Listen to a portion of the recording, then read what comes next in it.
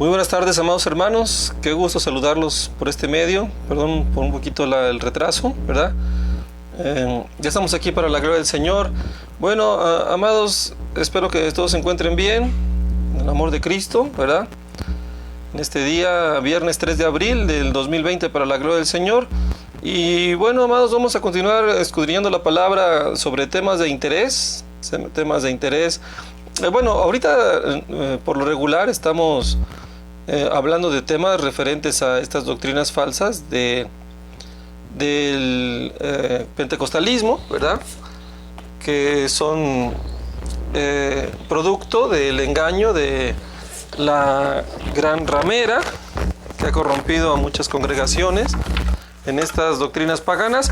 Y bueno, ahora vamos a hablar del tema de la opresión demoníaca, ¿verdad?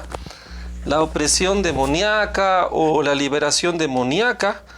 Vamos a ver qué es lo que nos dice la Escritura acerca de este tema de los demonios, ¿verdad? Cómo lo maneja el tema pentecostalista, la doctrina pentecostal, la teología pentecostal, vamos a decirle así, que es prima hermana, hija pequeña de la Iglesia romana, que es la que ha introducido esta herejía destructora. Esto no es nuevo. Los romanos, ¿de dónde lo aprendieron? Bueno, lo aprendieron de la tradición judaica, que a su vez lo aprendió de los pueblos de Canaán. El Señor dijo que no se mezclaran con estas culturas, y ellos parece que les dijeron mézclate, y pues se mezclaron. Y los pueblos de Canaán eran augureros y adivinos, ¿verdad? Todo esto ya lo manejaban los pueblos de Canaán, y luego pues pasaron las generaciones. El pueblo de Israel compró en sus bases doctrinales todas estas prácticas, las hacía, ¿verdad? Las mezclaba con la ley del Señor, en todas estas denominaciones que ya había, los fariseos, saduceos, celotes, todos ellos. Y después de esto, pues siguió esta situación hasta nuestros días, bueno, pasando por el siglo siglo III, ¿no? Por ahí, el año 300, la creación de la gran ramera. Y la Iglesia romana se asienta sobre las doctrinas del ceremonialismo judaico. Entonces, todo el ceremonialismo judaico que traía la falsedad ya de los judíos, todo esto lo absorbe esta nueva organización. También la sabiduría griega, ¿verdad? Toda la filosofía griega, todo esto que se sabía ya en el mundo de los griegos, todo esto también se añade a estas estructuras. Y bueno, el tercero es todo la doctrina pagana, el ceremonialismo pagano, todas las doctrinas paganas. Recuerden que Roma era pues un centro cultural también y religioso, y había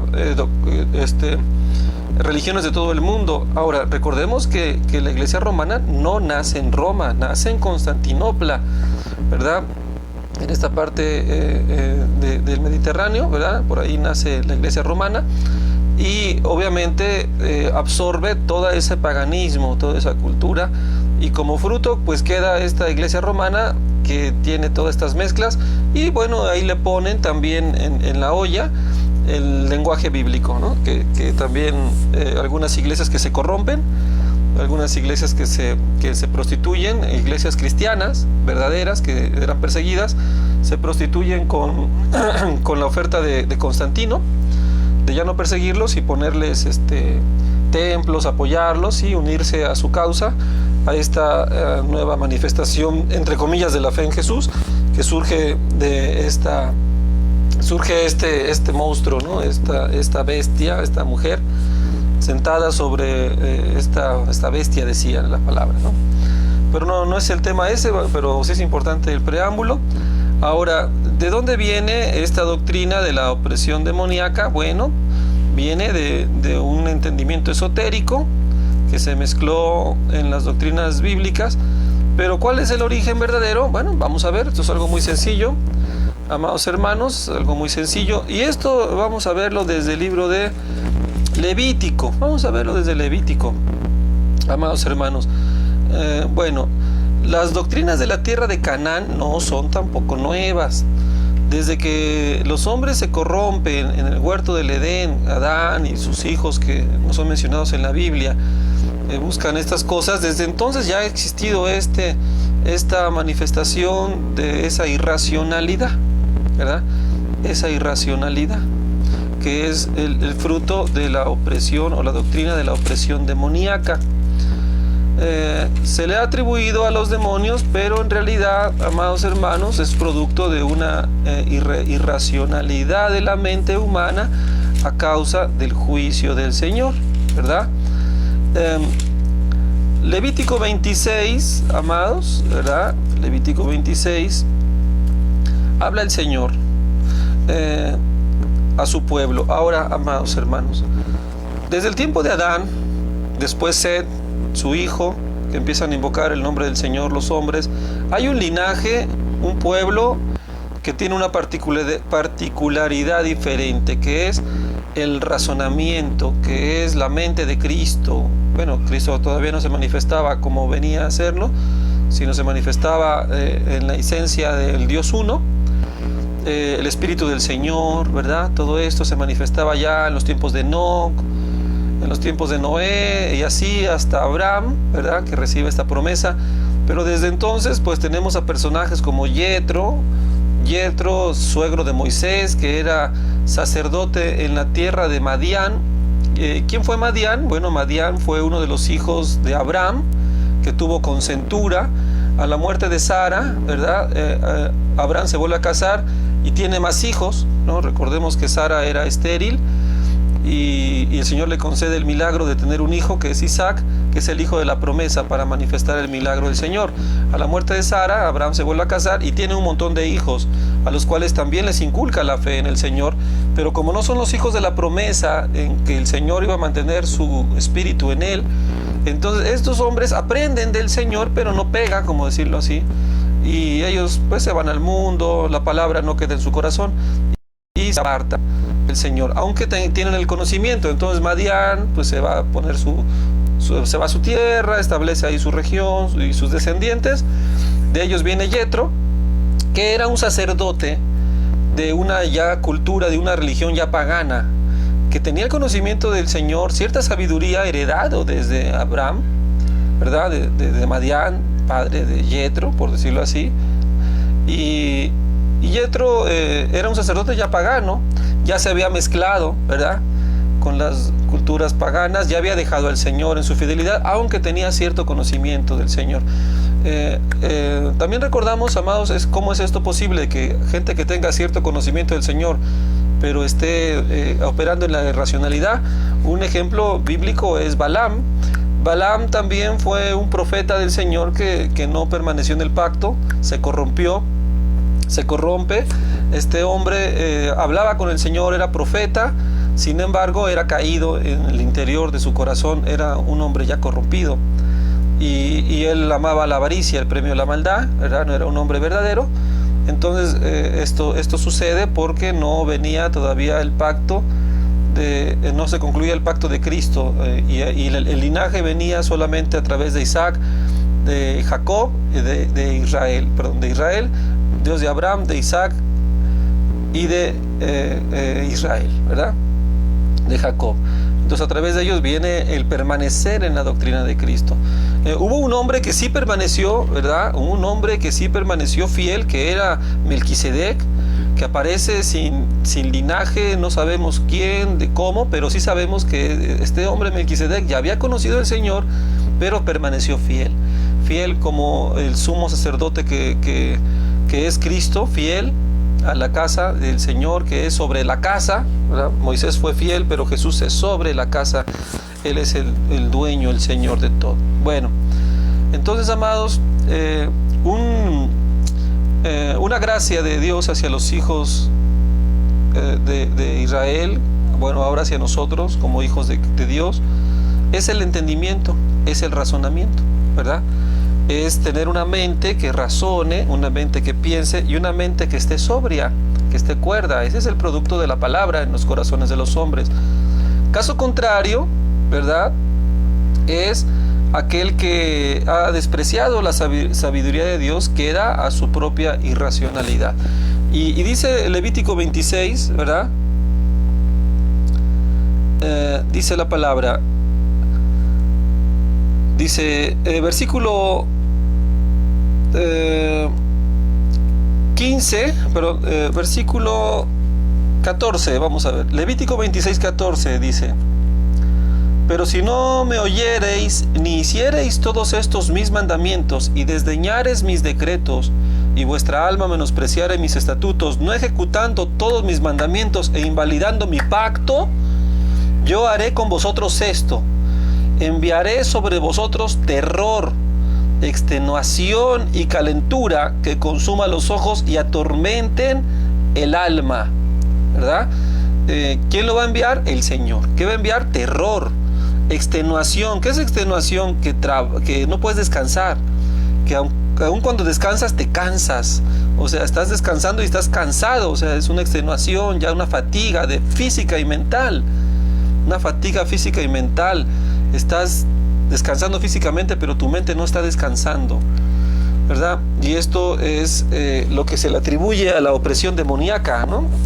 Ahorita vamos a hablar más a detalle de esto, pero dice la palabra que esto lo manda el Señor: terror, extenuación y calentura que consuman los ojos y, subrayen esta palabra, atormenten el alma, atormenten el alma. Amén. Esto es muy importante, amados hermanos, porque esto el Señor dice que Él lo va a mandar. Él lo va a mandar como un juicio. Seguramente ya lo mandaba a los impíos que no le conocen, ¿no? Pero también lo tiene como un juicio para sus hijos si desobedecemos, ¿verdad? Entonces esto es importante que lo consideremos cuando empezamos a hablar de la doctrina de los demonios, ¿verdad? De los demonios, para poder escapar de las levaduras y del enfoque pagano. Vamos a ver otro texto, amados hermanos, que está en Deuteronomio 28. Amén. Es muy importante esto, y dice que esto viene a causa de no obedecer los mandamientos. Por eso es importante entender el amor del Señor para nuestra vida y su gracia. Deuteronomio 28, amados, el libro de Deuteronomio es una afirmación del libro de Levítico. Es un recordatorio, es volver a recordarles y afirmar la ley sobre el corazón del pueblo. El último libro de Moisés, para recordarle al pueblo lo que él quiere que sepa, que recuerde. Y en Deuteronomio 28 viene algo muy similar acerca de los juicios que el Señor hará si no obedecieses los mandamientos. Dice: Jehová te herirá con locura, ceguera y turbación de espíritu. Jehová te herirá. ¿Quién te va a herir? Jehová, el Señor. Recuerden, amados, hablábamos del evangelio falso ayer y hemos sacado un video del evangelio eterno, y la exposición que hace nuestro apóstol Pablo acerca del evangelio es algo hermoso. Dice que en el evangelio la justicia de Dios se revela. El evangelio verdadero se diferencia del evangelio falso en qué porción estemos juzgando similar a la Biblia. Los juicios del Señor hacen la diferencia entre el evangelio verdadero y el evangelio falso. ¿Cómo es que interpretamos los juicios? ¿Cómo es que vemos los juicios del Señor? Esa es la diferencia. Y Pablo decía que la ira de Dios estaba sobre el hombre porque el hombre se había envanecido en sus razonamientos, y por eso, por cambiar la verdad de Dios por la mentira, el Señor los entregó a sus concupiscencias. Permitió que sus concupiscencias los gobernaran, y eso les fuera por condenación para que fueran castigados, amados hermanos, porque el portarse bien es una manifestación de la gracia, viene del Señor, solamente viene del Señor. Por eso, amados, es el Señor el que manda todo, ¿no? Lo bueno, lo malo.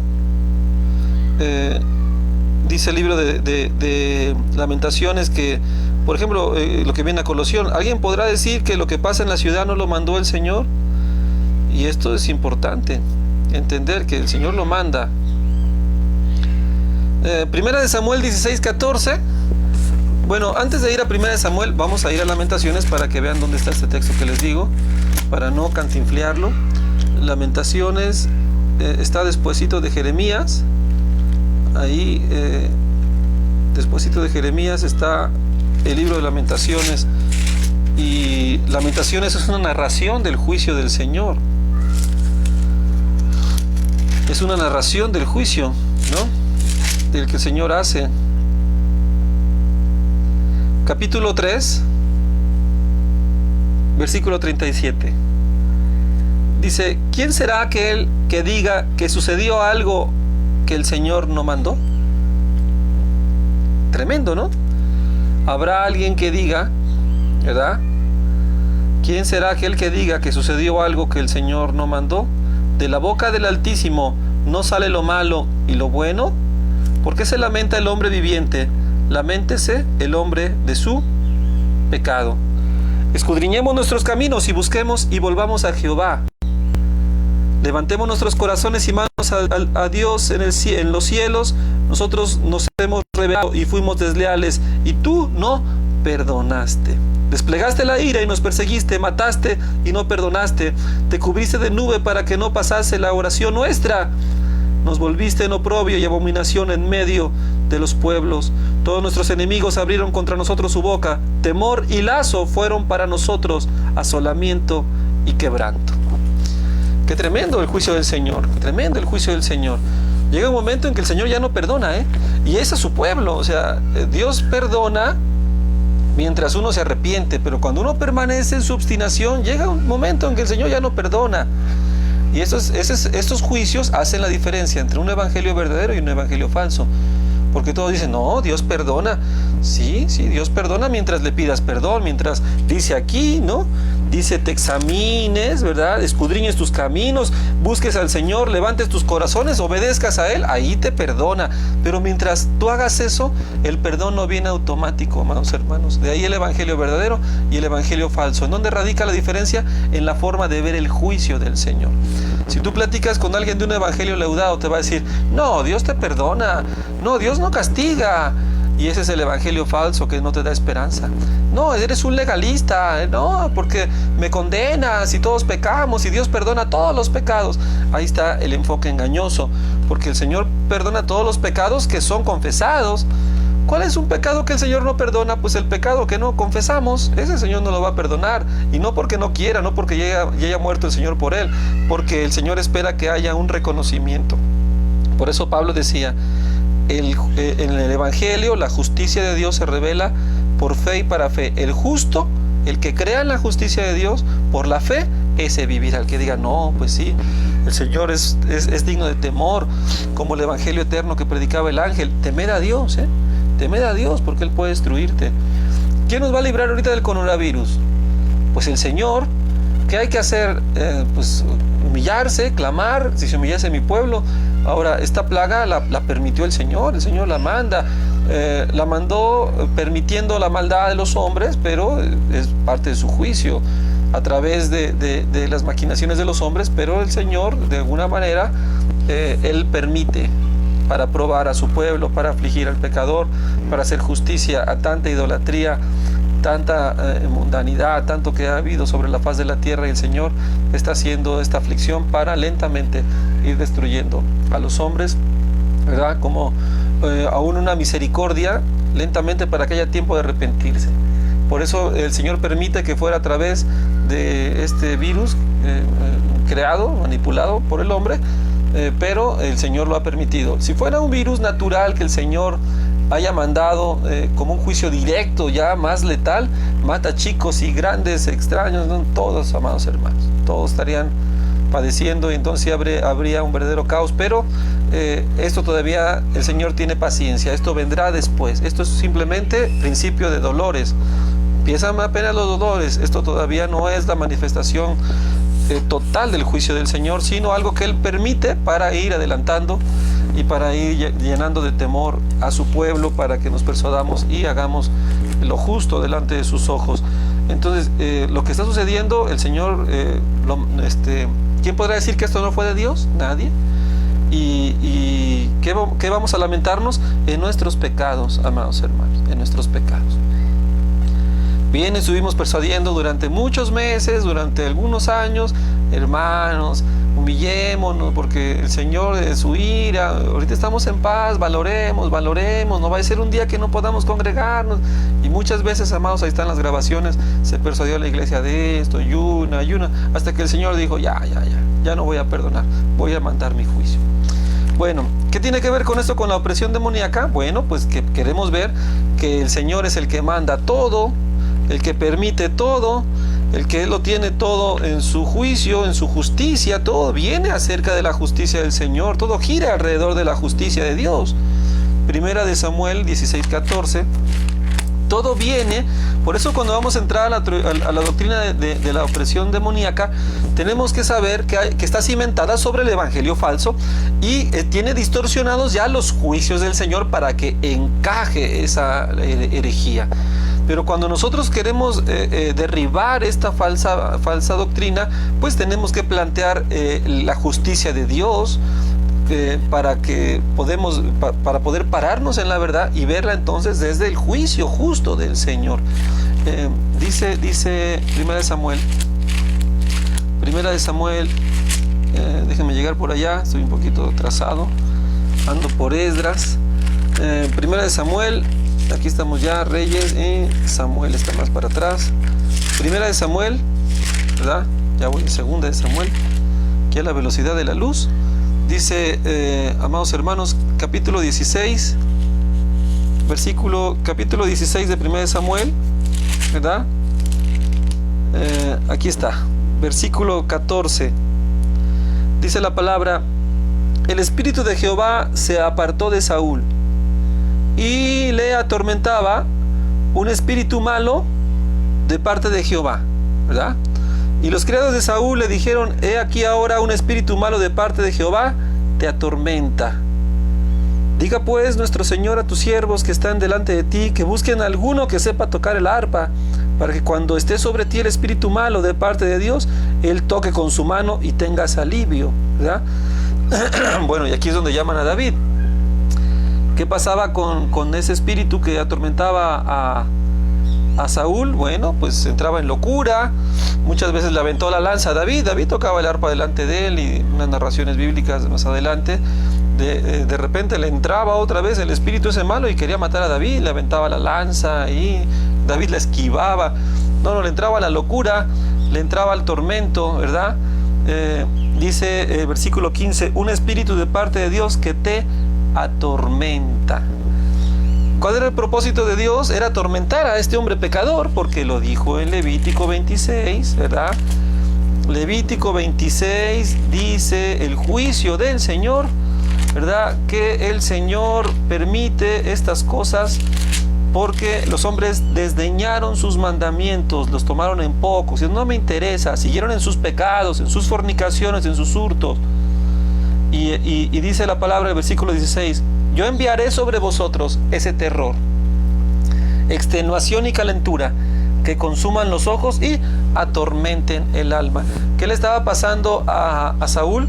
Bueno, pues lo estaba atormentando su alma, ¿verdad? Con esta opresión, esta manifestación del juicio de Dios. Bueno, ya posteriormente pasan los años y esto sigue, porque la ley de Moisés tiene esta maldición, aquel que deja los pecados. Y es por ello que ya en las narraciones de Jesucristo vamos a encontrar muchos endemoniados. No vamos a entrar en detalle con todos los endemoniados, toda esta manifestación demoníaca. Ya existía en Israel como un justo juicio del Señor, un justo juicio de Dios. Era ya, y además porque el pueblo de Israel ya se había entregado a la irracionalidad de la doctrina del Señor, y estaban ya atormentados, había cierta locura y vivían bajo esta opresión, porque las características de los hombres que eran poseídos por demonios tenían ya esta locura, se golpeaban, vivían en los sepulcros, todas estas cosas, amados, y era ya parte del juicio del Señor sobre el pecado del hombre. ¿Y cuál es la relación de la doctrina bíblica entre Jesús y esta manifestación demoníaca, verdad? Bueno, para empezar, si vemos las evidencias de la ley del Señor, la manifestación demoníaca venía como un juicio de Dios sobre el pecado del pueblo. Por eso los hombres estaban atormentados por estos demonios. estaban oprimidos por estos demonios de parte del Señor, porque era un justo juicio. El Señor permitía estas cosas para llevarles a la locura, a la extenuación, al atormento del alma y al terror, amados hermanos. Era un terror, y de ahí viene esas películas de terror que son las características con las cuales el diablo opera lo que el Señor ha permitido, el terror, como un juicio ya al pecado del hombre. Y bueno, amados, ¿quién nos pasó que veíamos una película de terror cuando estábamos en nuestros tiempos del pecado y no podíamos dormir en 3 días?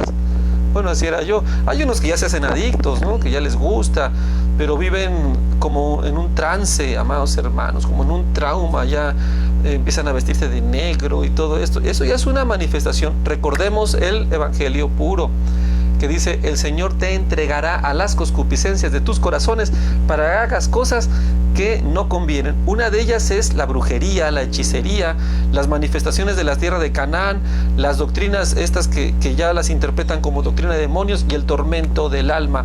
Es un juicio del Señor por el pecado. Si hacemos una estadística, amados hermanos, si hacemos un diagnóstico con una persona que manifiesta esta situación, ¿verdad?, que cree en los espantos, que cree en la brujería, que en la hechicería, para empezar, amados, se ha envanecido, ¿no? O sea, tiene sus propios razonamientos, es sabio en su propia opinión como principal fuente, y no se sujeta a Dios. Menciona a Dios, pero no se sujeta, ni siquiera se sabe los mandamientos.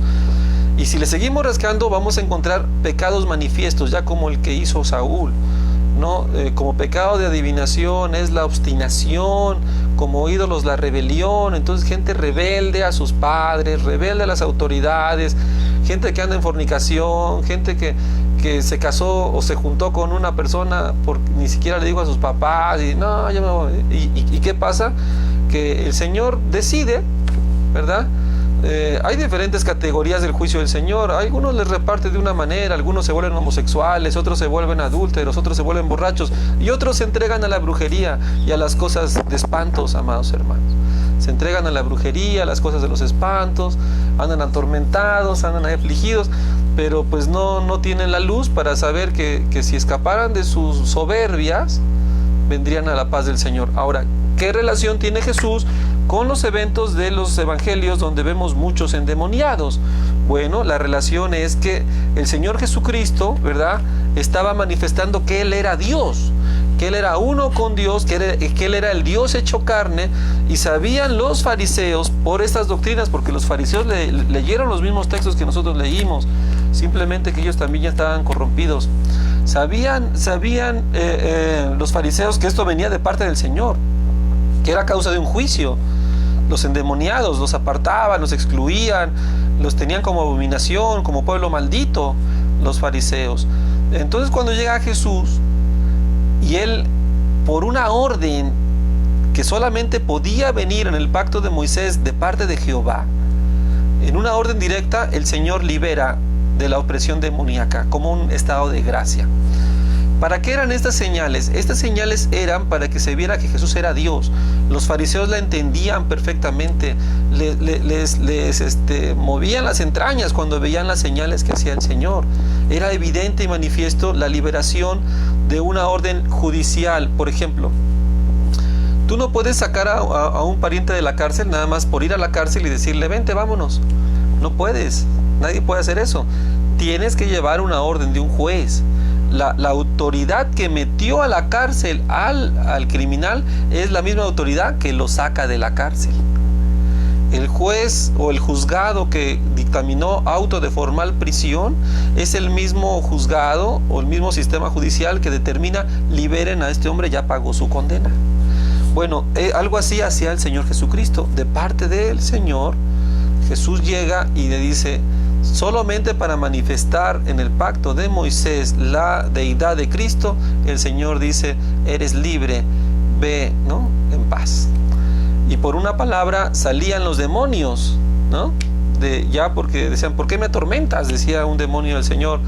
Jesús, hijo de David, ¿por qué me atormentas antes de tiempo? Y dice: ¿quién eres? No, soy Legión, ¿no? Sal de él. Así de fácil, amados, para que se cumpliese la señal de que Jesús era el Dios vivo. Solamente Jehová podía hacer algo así, ¿verdad? Entonces hay que entender el funcionamiento de este engaño en el pacto antiguo. ¿Cuál era el origen de esos endemoniados? Su necedad, desdeñaron la palabra, no cumplieron los mandamientos, eran gente pecadora, eran soberbios, eran obstinados, y como castigo Dios los entrega a esa locura, amados hermanos. Como castigo, lo dice bien claro Deuteronomio, lo dice bien claro Levítico. El Señor nos quiere dar la razón, nos quiere regalar el razonamiento, nos quiere dar el entendimiento para andar sobrios, amados hermanos, para andar en paz, para andar fortalecidos en una mente sana, amados hermanos, que es la gracia del creyente. Pero cuando nosotros desdeñamos los mandamientos, hacemos nuestra voluntad, caemos en un montón de cosas que son una diversidad del castigo del Señor, y entre otras cosas como esta. No sé si nada más me pasó a mí, pero cuando yo andaba en el mundo, ¿no? Y según me enojaba, me entraba el chamuco, y me entraba la loquera, le pegaba a la pared, ¿no? Eso es castigo de una necedad. El Señor te entrega esas cosas, te quita la seriedad y te entrega esas manifestaciones. Claro que ahora hay algunos que voltean los ojos, ¿no? Así en blanco, y eso es verdad. O sea, eso existe, hay que decirlo, sí pasa. Gente que camina por el techo, bueno, de tanto sí camina por el techo, no, pero hace unas acrobacias, se arrastra y tiene forma de serpiente. Muchos lo han visto y hemos visto también esas manifestaciones. La gente se pone fuera de sí. También ahora ya se da mucho en relación con las enfermedades psiquiátricas que antes no se conocían, ahora se conocen más, como la bipolaridad, la esquizofrenia, que viene a causa de las drogas, y todos esos daños también ya físicos, que también hay esas manifestaciones, la gente se pone así.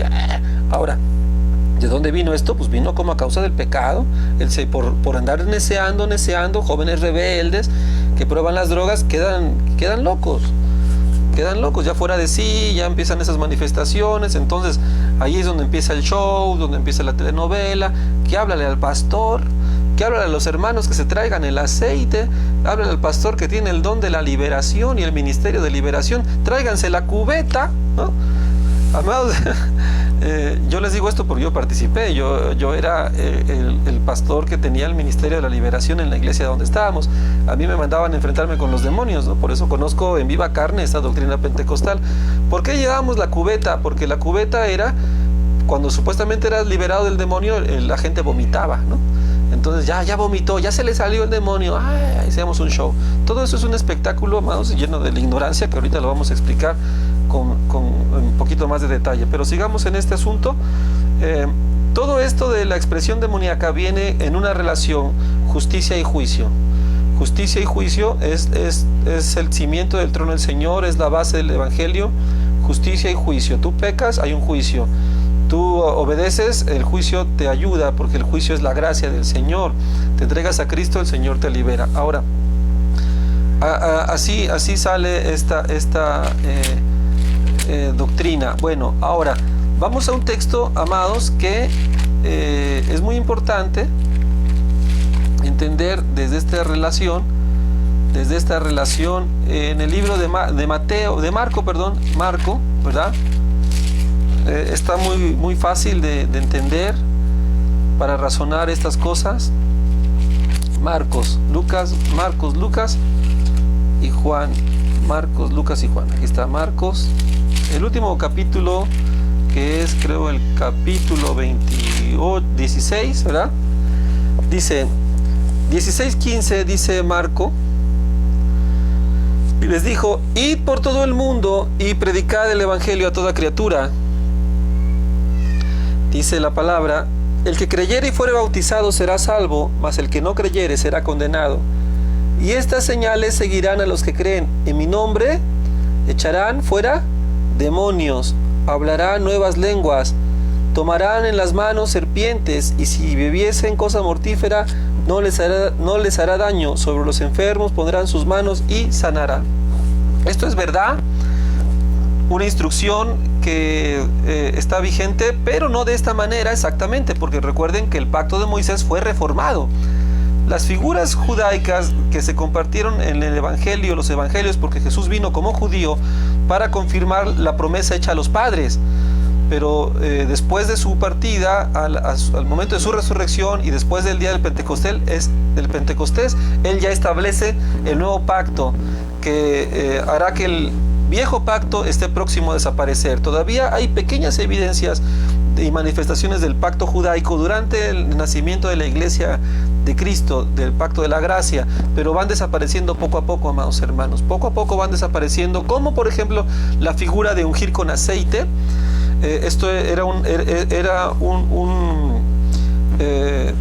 símbolo judaico que queda poco a poco en una práctica de la iglesia, pero ya después desaparece, porque el libro de Santiago es uno de los primeros, si no es el primero. Hay un debate entre el Evangelio de Marco y el libro de Santiago, cuál vino primero, pero uno de los primeros libros que se escriben para la iglesia es el libro de Santiago, y todavía es una iglesia judía, que eran judíos que se habían convertido al Señor. Todavía no venían tantos gentiles, venía de la descendencia judaica. Entonces estos hombres que habían sido judíos no se desprendieron luego de todas sus prácticas.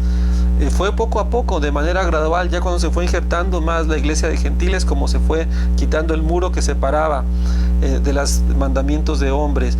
Pero todavía había algunas pequeñas prácticas, como ungir con aceite a los enfermos.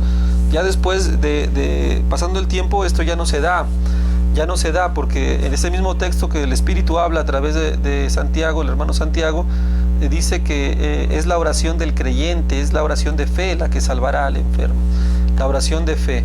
El ungimiento con aceite tenía un significado espiritual, pero también físico, porque eran aceites preparados, amados hermanos, no como aquí el aceite de oliva extra virgen que compran en el Walmart, porque aquí los ministerios esos de que andan ungiendo enfermos traen ese aceite del Walmart, ¿verdad? Diferentes marcas españolas e italianas.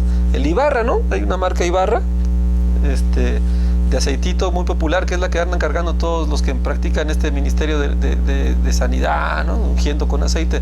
No, amados, estamos hablando de otros aceites, eran aceites preparados. En aquel entonces no había el doctor Simi, no había las farmacéuticas que hay hoy. Entonces las medicinas de aquel entonces eran aceites, eran vinos preparados para curar las heridas, como dice Jesús en la narración del buen samaritano, que pasó un samaritano y vendó las heridas del levita con vino y aceite, curó sus heridas. Entonces el aceite era un aceite medicinal que frotaban sobre el enfermo con fe, como diciendo: ay Señor, que le haga efecto este aceitito, que lo cure. Y el enfermo ahí recibía el aceite lleno de hierbas y especias y sentía calientito y confesaba sus pecados y era sanado milagrosamente. Entonces a eso se refiere. Pero hay algunas prácticas judaicas que permanecen, y esto de echar fuera demonios poco a poco también va tomando su forma en el pacto nuevo. Ahora, ¿cuál sería la forma correcta y cómo queda en el pacto nuevo si nosotros como cristianos tenemos que andar echando fuera demonios al estilo de la Biblia, como Jesús lo hacía? ¡Fuera en el nombre de Jesús! ¡Sáquenle los 7 demonios! Bueno, ya no es así. ¿Por qué ya no es así? Porque al momento de venir el Señor Jesucristo, ¿verdad? Lo dice en el libro de Hebreos capítulo 1, ¿verdad? Hace una reforma a todas estas prácticas, a toda esta manera en que la liberación demoníaca se va a transformar, porque también se reforma esta expresión y hay que entenderlo de una manera importante. Hebreos capítulo 1, versículo 1: Dios, habiendo hablado muchas veces y de muchas maneras en otro tiempo a los padres por los profetas, en estos postreros días nos ha hablado por el Hijo, a quien constituyó heredero de todo y por quien asimismo él hizo el universo, el cual, siendo el resplandor de su gloria y la imagen misma de su sustancia, y quien sustenta todas las cosas con la palabra de su poder, habiendo efectuado la purificación de nuestros pecados por sí mismo, se sentó a la diestra de la majestad de las alturas. Ahora es a través de la palabra del Hijo, del entendimiento, de la razón de Cristo, amados hermanos. Ahora en el nuevo pacto, ¿verdad? La justicia y el juicio toman una parte más perfecta a través de Cristo nuestro Salvador. Ya el pacto de Moisés fue quitado porque el hombre no podía permanecer, y casi seguro los hombres terminaban siendo poseídos por demonios que venían de parte del Señor. Pero en el pacto de Cristo, amados hermanos, sobre el pueblo del Señor, esta manifestación ya no se da por la presencia del Espíritu Santo en la vida de la iglesia, en la vida del creyente. El Espíritu Santo va a hacer que los hombres no pequemos y no seamos candidatos para recibir esa maldición, porque Cristo ya la llevó en la cruz. Entonces, ya no es dentro del pueblo cristiano y dentro de las personas que se acercan a Cristo, ya no van a ser liberadas bajo el tradicional vete en el nombre de Jesús. Ya no va a ser así. Ahora van a ser liberadas a través del Espíritu Santo, que lleva convicción del pecado y te lleva al razonamiento espiritual de las cosas, para que al obedecer la palabra de forma racional, el Señor no tenga que mandarte ninguno de esos demonios por el sacrificio de Cristo, porque Cristo los llevó en la cruz del Calvario. Entonces, en el tiempo del Evangelio ya no se sacan los demonios, ¿verdad?, en el antiguo pacto, a la usanza del antiguo pacto, en el nombre de Jesús. Ahora se sacan los demonios cuando la verdad de la palabra y el poder del Espíritu nos llevan a entender nuestro pecado, y en el arrepentimiento esos demonios que operaban, espíritus engañadores y doctrinas de demonios, porque los demonios operan a través de la mentira, a través del engaño, son echados fuera, amados hermanos. Y hay una esperanza, Ahora, ese pecado, vamos a hablar, por ejemplo, de un hombre, de un joven que se dedicó a las drogas, de pecador, a las drogas, y eso provocó en él una esquizofrenia, una bipolaridad, que son ya manifestaciones de las enfermedades psiquiátricas que son cada día más conocidas. ¿Qué sucede ahí? Bueno, si llega una persona así, tú le compartes el Evangelio, le compartes la palabra. Sin embargo, ya su mente, a causa de la consecuencia de la maldad, quedó muy trastornada. Ya es un problema físico. Ese problema físico va a requerir un proceso constante y perseverante de arrepentimiento, de doctrina, un trabajo que vaya regenerando a la persona hasta su sanidad. Por ejemplo, llega una persona con diabetes a la iglesia, ¿verdad?, y recibe a Cristo. Cristo lo recibe a él, empieza una transformación, pero no por eso se le va a quitar la diabetes como fruto de una consecuencia de años de su pecado. Esa diabetes va a ser llevadera a través de un proceso de fe.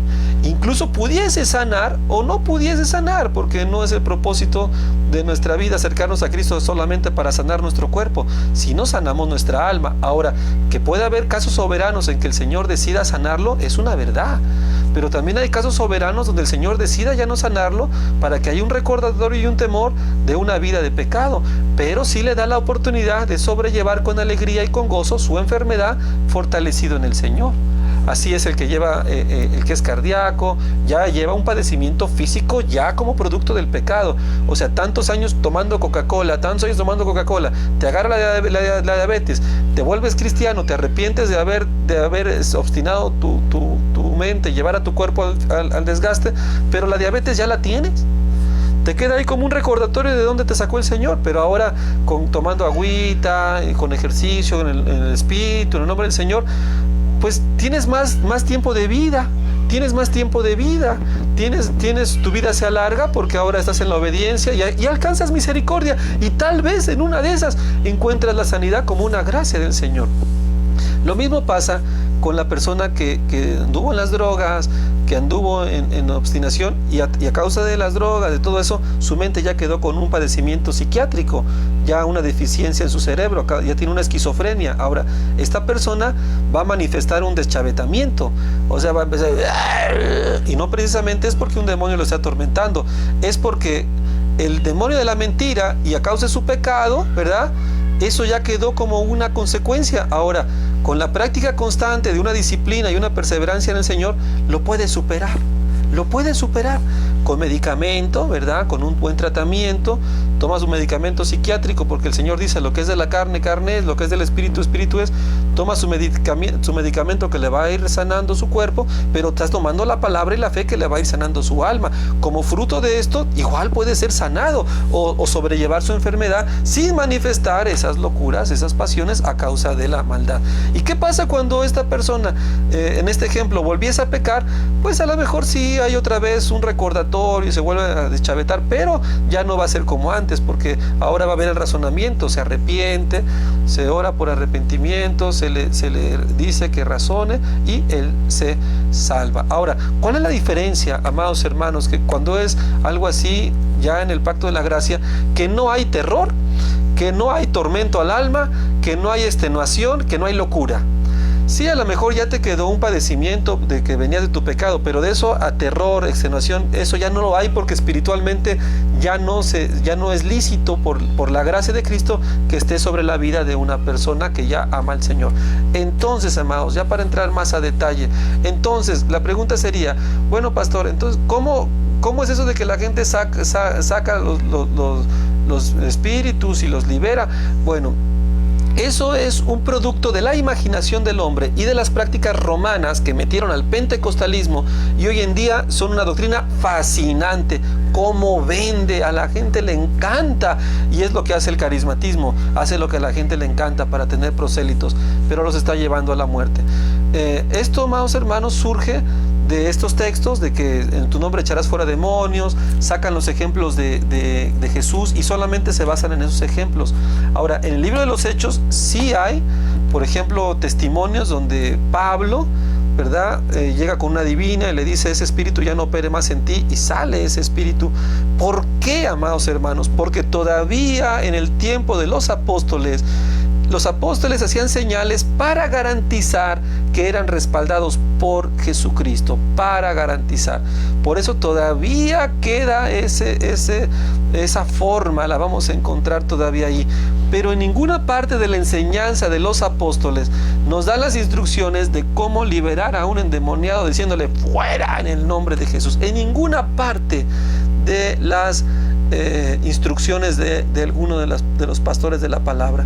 Ahora, de los apóstoles que escriben la palabra, de los profetas, en ninguna parte se le da a la iglesia esa instrucción. Eso ha sido una deducción de los hombres que tuercen el evangelio, normalmente los pentecostales, que tuercen como les da la gana y la gente les compra todo. Han copiado una práctica, una imitación de una fe una señal apostólica de un hombre ungido es el poder echar fuera los demonios, y él la vende a quien quiere, como lo hacía Simón el mago. Entonces, amados, es irracional que en un culto, ¿verdad?, llegue un hombre o unos hermanos y le digan a una persona: tráela aquí en medio porque ahorita le vamos a sacar la legión que trae, y fuera en el nombre de Jesús, fuera, y salte acá. Entonces, eso, amados hermanos, no tiene sentido, porque entonces, ¿de qué lado estás? O sea, sabemos que el demonio lo tiene por su pecado y porque él ha estado en contra del Señor. Y si uno dice ahora en contra de Cristo, salte en el nombre de Jesús, va a decir el Señor Jesucristo: ahora, ¿por qué dices que lo saques si yo lo acabo de meter? Entonces, eso es un engaño, amados hermanos. ¿Cómo libera Jesucristo ahora a la posesión demoníaca? Por la palabra, por la razón, por el poder del Espíritu que mora en nosotros. Ahora, la opresión demoníaca también se desnudó, que es una opresión a base de mentiras, de un falso juicio, de un engaño, y que termina en la manifestación de la ley del Señor, dándole a la gente el terror, la extenuación, el tormento del alma. ¿En qué termina los que practican esas doctrinas? ¿En qué termina la gente que practica esas doctrinas? Que anda en temor, que anda viendo demonios hasta abajo de su cama, que anda con amuletos cristianos, obviamente, porque te venden amuletos cristianos ya para eso, que está en locura ya, no vive en paz, ya está sugestionado con 7 demonios, y va a venir el pastor, el apóstol que saca demonios, vamos, y te saca los demonios y todo tu dinero de pasadita. Y es un castigo porque hay extenuación, hay pecado. Pero ¿qué es lo que está pasando? Que eso distrae el razonamiento ya como un juicio de Dios para que no quites tu pecado. Por ejemplo, alguien que está en adulterio, pues es candidato propicio a todos estos engaños. Llegan los falsos profetas, le dicen: tú estás endemoniado, y le empiezan a predicar estas cosas, empieza a meterse en esos libros de los demonios y empieza a sanar su corazón, a buscar la paz en estas prácticas doctrinales. Pero más fácil sería quitar su adulterio, quitar su soberbia. Uy, amados hermanos, eso mata todo, eso corta de raíz ese terror, y ya no tiene que andar haciendo estas cosas, porque los que practican estas doctrinas demoníacas siempre van a andar en superstición, en temor, en sugestión, y van a llegar a la locura, amados hermanos, porque ese es el juicio que el Señor dio en su palabra bendita. Como dice el Señor Jesucristo, la ley no pasará, la ley está para mostrar el pecado, no va a ser quitada. No se salva ahora nosotros por cumplir la ley, nos salvamos por la gracia. Sin embargo, la ley no pasará, estará para condenar porque si la ley no existiera, no conoceríamos el pecado.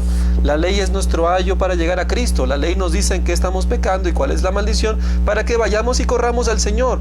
Por eso la ley nos empuja a Cristo, pero la ley nunca es quitada, tiene un propósito en la vida del creyente y de la iglesia del Señor. Por eso conocemos la ley, ya no para ser salvos obedeciéndola literalmente, sino somos salvos por la fe en Cristo, que ese amor cumple la ley por una gracia. Sin embargo, entendemos que esta ley existe para que dé vida al pecado y corramos a Cristo. Entonces, la ley dice que el pecador, el que anda en el mundo y no obedece al Señor, tendrá extenuación, tendrá terror, tendrá calentura. Lo va a espantar su propia sombra. Se va a sugestionar, se va a entregar a esto. ¿Para qué? Como dice el Evangelio de Pablo, el Evangelio eterno, dice: el Señor, por causa de tu envanecimiento y de tu soberbia, está bien, no le hagas caso a Dios, entonces Dios te va a entregar a lo que tú creas, y tú vas a empezar a creer en tanta cosa por tu propia carne, que vas a terminar haciendo cosas que no convienen, estando atestado de toda fornicación, adulterio, perversidad, y como fruto ya de todo eso vas a encontrar, vas a ser cliente de estos engaños y de estas cosas, amados hermanos, porque ellos no encuentran la paz. Ellos no encuentran la paz, no encuentran la paz de que digan, ay, estoy tranquilo, mira qué gozo. No, siempre andan pensando que ya se les metió un demonio, o están pensando que se les va a meter. Estas, amados hermanos, son doctrinas falsas. Ahora, de ahí vienen: ¿puede un cristiano ser poseído por un demonio? Amados hermanos, o sea, es como querer encuadrar la doctrina pentecostal a la doctrina bíblica y encontrarle cuadratura y meterla a fuerza. Amados, no estamos hablando de las mismas cosas, no estamos hablando de conceptos iguales, estamos hablando de cosas totalmente diferentes. Una doctrina pagana es como decir, la Virgen María, ¿verdad? ¿Qué encaje tiene en la doctrina bíblica? Pues como Madre de Dios, ¿no? O sea, la Guadalupe, pues. Y la Virgen de Guadalupe, ¿qué papel jugó en la Biblia? O sea, no puedes meter esa cuadratura, son cosas muy diferentes, son cosas paganas, y acá hablamos de la verdad. Entonces, el querer encontrarle una respuesta bíblica a esta doctrina pagana es como aferrarse a meter la irracionalidad dentro de la razón. Simplemente es cortar por lo sano eso, de plano, ni siquiera hay que buscarle tanta cuadratura. Esas cosas son engaños completamente. De que sí existe la brujería, de que sí hay esas manifestaciones, claro, los cristianos lo sabemos, porque eso es fruto de los pecadores, ya es una de las cárceles donde son metidos. ¿Quiénes van a caer en esas cosas? Los pecadores, los que no quieren saber nada del Señor. Los creyentes vamos a ser libres de esas cosas. El Señor no nos va a entregar a eso, por cuanto hay un pacto, siempre y cuando entremos en la razón del Señor. Pero el Señor, por su gracia, mientras habita el Espíritu Santo, un cristiano no va a creer en eso, ni siquiera se va a espantar en eso. Y tú vas a ver ahí que Chucky 4 y que una sombra en tu casa, y como un poder del Espíritu vas a decir: ahora que una rata anda por ahí. No vas a decir: ¡ay, un demonio! Porque el Señor te libra. El terror no es para ti, el terror es para los impíos, los pecadores, que van a vivir atormentados en eso. Por eso el creyente te dicen: oiga, vecino, ¿no vio el sopilote negro que pasó por la noche, que acá hizo unos ruidos extraños, sobrenaturales, extraterrestres? Y tú dices: no, ni me di cuenta. ¿Y de qué era? ¿No? Tú así le preguntas, porque no, el terror no fue para ti. Entra la razón, y como el Espíritu inmediatamente te hace razonar, y tú dices: a ver, ¿cómo es eso? Eso no es cierto, a ver.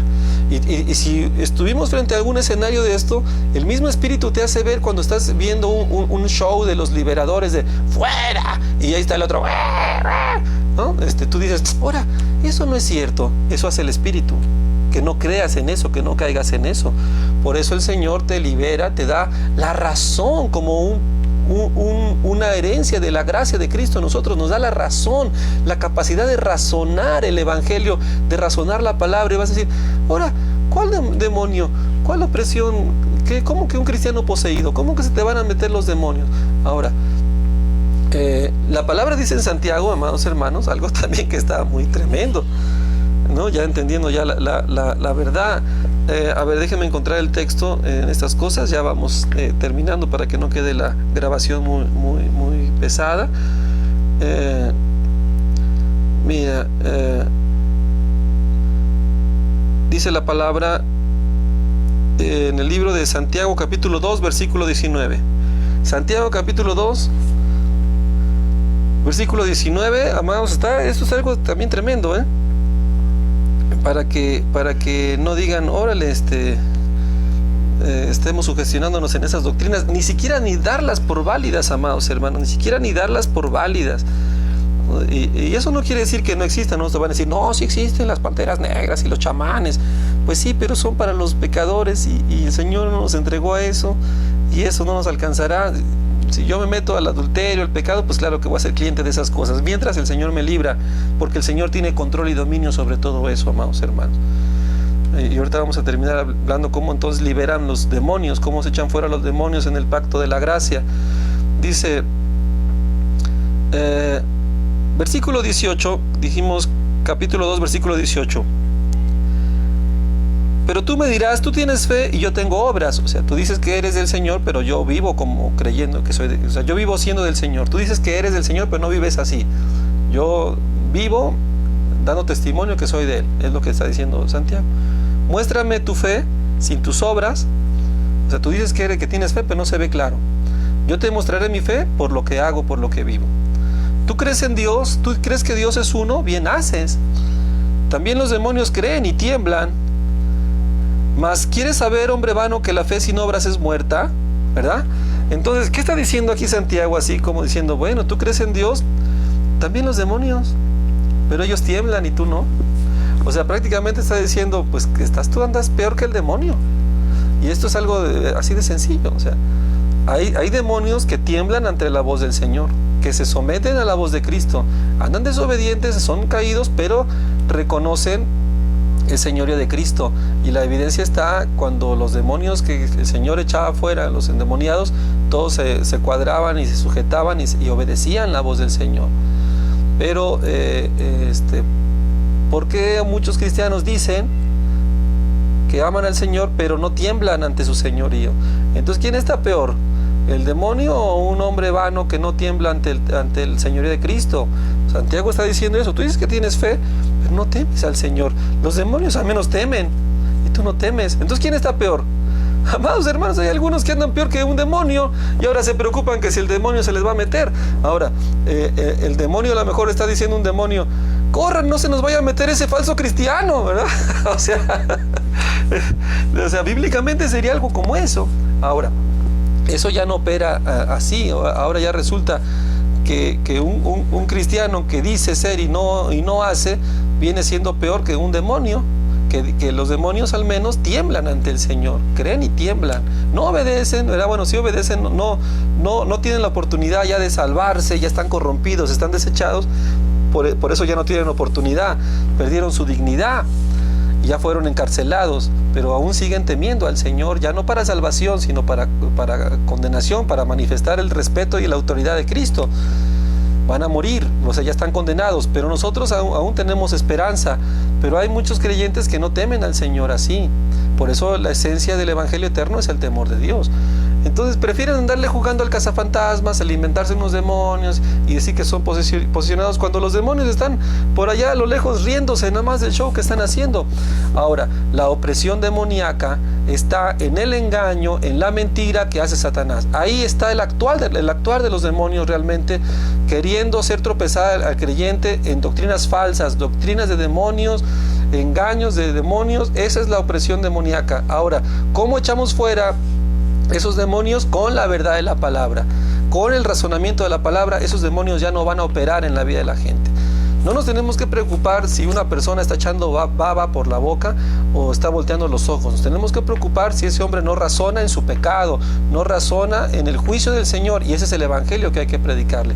¿Qué hacemos cuando una persona está manifestando, te hablan, no va a faltar un vecino que sabe que eres cristiano y te va a hablar a las 12 de la noche?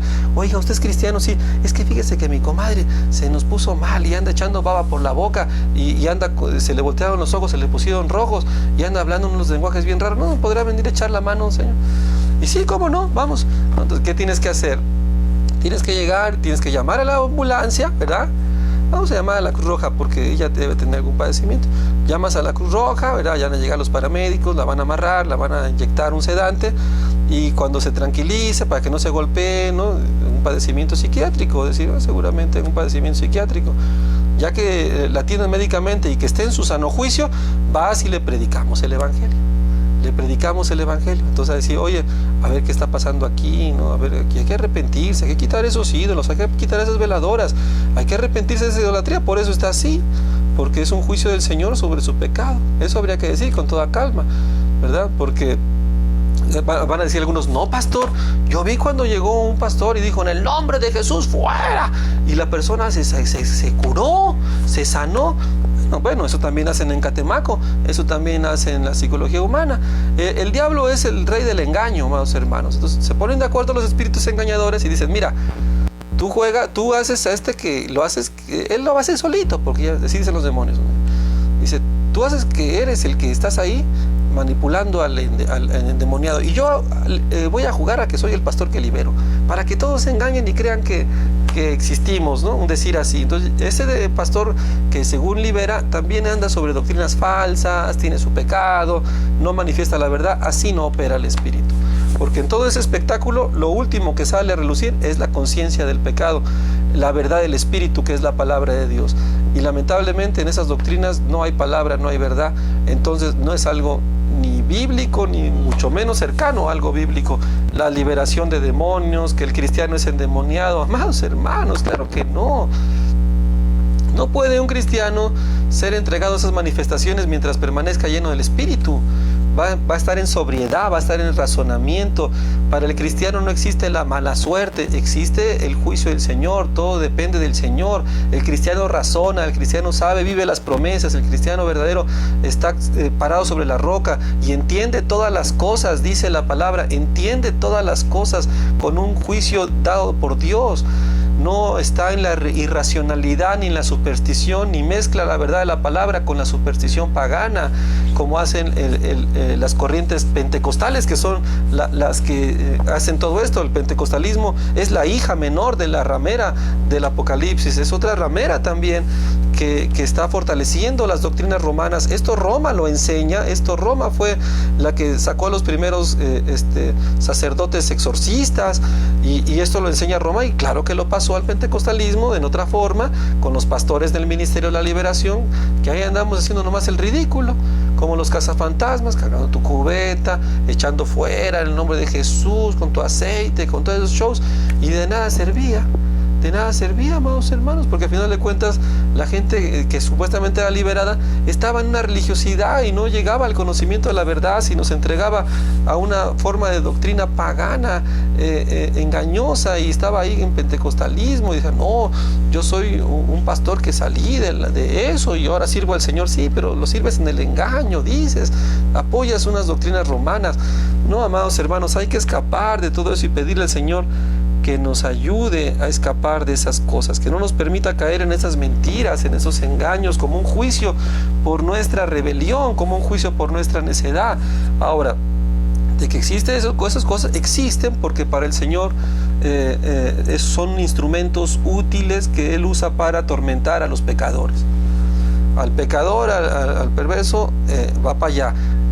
Por eso existe la cárcel, amados hermanos, en nuestro sistema legal, judicial. Existe la cárcel para meter al que está castigado. En el sistema judicial del Señor existe la cárcel también para mandar al pecador. Y en esa cárcel hay todo este tipo de manifestaciones que son para atormentar al pecador. Cuando llega Cristo y nos saca de esa cárcel, nos libera por la verdad de la palabra, esas cosas ya no son para nosotros, ya no nos van a oprimir, ya no nos van a atrapar. Esos demonios con esas mentiras ya no pueden perseguir ni actuar sobre el creyente. Primera de Juan, terminamos con esto. Un cristiano verdadero ni es poseído, ¿verdad? Ni va a andar cayendo en esas mentiras. No, amado hermano, de verdad que el Espíritu te da así como una sobriedad y dices, oh, eso ni es cierto. O sea, como que te da diciendo, o sea, y te pones a escudriñar y dices, ay, qué barbaridad. Porque es un fruto entender las cosas como una gracia del Señor. Dice Primera de Juan capítulo 5, versículo 18. Sabemos que todo aquel que ha nacido de Dios no practica el pecado, pues aquel que fue engendrado por Dios le guarda y el maligno no lo toca. Sabemos que somos de Dios y el mundo entero está bajo el maligno, pero sabemos que el Hijo de Dios ha venido y nos ha dado entendimiento para conocer al que es verdadero, y estamos en el verdadero, en su Hijo Jesucristo. Este es el verdadero Dios y la vida eterna. Él nos da entendimiento para estar en Cristo, y el maligno no tiene nada que hacer con sus mentiras, con sus shows, con sus espectáculos, con sus doctrinas paganas. No tiene nada que hacer para nosotros, ni doctrinas falsas, ni leudadas, ni nada. El maligno no tiene poder. La mentira del diablo no tiene poder sobre el que está en la verdad del Señor, humillando su corazón, clamándole por entendimiento, que es lo que te da el Señor. Hace que entiendas, amados hermanos. ¿Qué hay que hacer? Pues para salir de esas doctrinas, arrepentirse de sus fornicaciones, de sus adulterios, de la obra de sus manos, porque es desgastante vivir así, amados hermanos. Es desgastante vivir así, con temor, que si la brujería, que si me va el mal de muerto, que caen viendo fantasmas, que necesitas liberarte. Perdón, ahora que dices que la fornicación es un espíritu, que el adulterio es un espíritu, que el alcoholismo es un espíritu. Amados hermanos, ¿quién lo dice? ¿De dónde lo sacan? Son concupiscencias como fruto de la naturaleza humana, que se van a manifestar de muchas formas, pero todas ellas nacen del pecado del hombre. O sea, el alcoholismo, el adulterio son deficiencias de la carne, ¿verdad? Es como decir, yo era una buena persona, pero se me metió el espíritu adúltero y por eso soy adúltero. No. Ya, y cuando le sacan el espíritu del adúltero, ya otra vez viene a ser una buena persona. Eso es una mentira, amados hermanos. Una persona es adúltera porque no ha recibido la verdad de Cristo, y porque es obstinado, porque es sabio en su propia opinión y porque no quiere entregarse al Señor.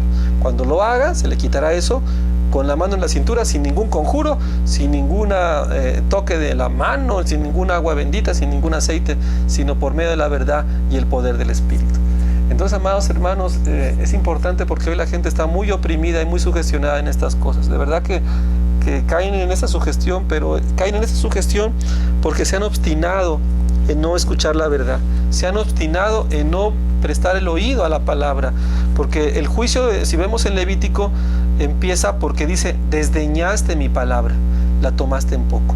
Si uno desdeña la palabra, amados hermanos, es el principio de todos los males. O sea, ahí viene el problema y se deriva en muchas manifestaciones. Es bien delicado desdeñar la palabra. Hay que decirle a una persona que está así, si conoce a tu parentela, mira, antes de que acabes en una locura peor, no desdeñes la palabra, escúchame, razona, mira, escucha con paz, con amor, ve lo que la Biblia dice, y entonces habrá libertad.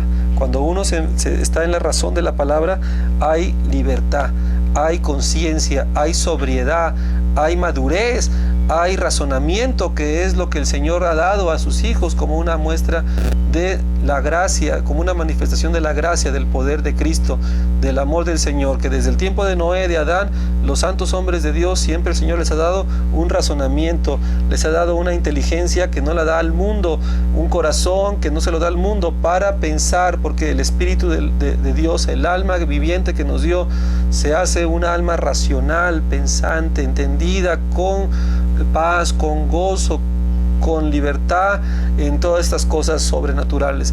El poder sobrenatural verdadero de Cristo está en tener un razonamiento, un entendimiento, una paz, comprender todas las cosas y saber quiénes somos en Cristo. Así que, bueno, amados hermanos, pues vamos a terminar aquí para no extendernos mucho el momento que se haga la grabación. Les agradecemos, amados, que nos estén escuchando, ¿verdad? Nuestro hermano Jorge, mandamos un saludo muy grande. Jorge Blanco, nuestro hermano, qué bendición que está conectado, hermano. Gracias por estar atento a estas enseñanzas. Un saludo a su familia. El hermano Josué, ¿verdad? El hermano Josué, un abrazo, hermano. Un gusto que estén echándole ganas a conocer la palabra, estar llenándose de la palabra, es lo mejor que podemos hacer en este tiempo. Un saludo a todos por allá en Tantoyucan. A mi esposa, ¿verdad? Su hermanita Grisel también. Un saludo muy grande, ¿verdad? A pesar de todas sus labores que tiene aquí con los niños, se da tiempo de tomar la palabra. Miren, gloria a Dios, anda con una mano en la escoba y con los audífonos escuchando la escritura. Gloria al Señor. Gracias, mi cielo, por ese testimonio que estás dando de ánimo, ¿verdad? De congruencia en la palabra.